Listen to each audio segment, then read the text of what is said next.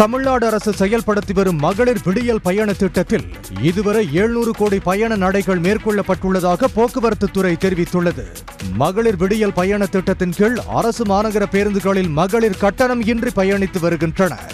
இந்த திட்டத்துக்கு பெண்களிடம் பெரும் வரவேற்பு கிடைத்துள்ள நிலையில் விடியல் பேருந்துகளில் பயணிக்கும் பெண்களின் எண்ணிக்கை நாளுக்கு நாள் அதிகரித்து வருகிறது. தமிழ்நாடு முழுவதும் ஒட்டுமொத்தமாக 7671 மகளிர் விடியல் பயண பேருந்துகள் இயக்கப்பட்டு வருகின்றன.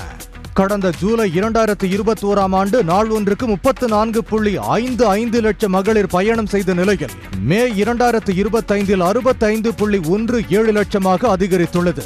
தினமும் சராசரியாக 65.17 லட்சம் பெண்கள் மகளிர் விடியல் பயண பேருந்துகளில் பயணம் செய்து வருகின்றனர். அதிகபட்சமாக சென்னை மாநகர போக்குவரத்து கழகத்தில் 139.67 கோடி முறை பெண்கள் பயணம் மேற்கொண்டுள்ளனர். அடுத்தபடியாக கும்பகோணம் போக்குவரத்து கழகத்தில் 128.21 கோடி முறை பெண்கள் பயணம் என மொத்தமாக 700.38 கோடி முறை பேருந்துகளில் பெண்கள் பயணம் மேற்கொண்டுள்ளதாக போக்குவரத்து துறை தெரிவித்துள்ளது.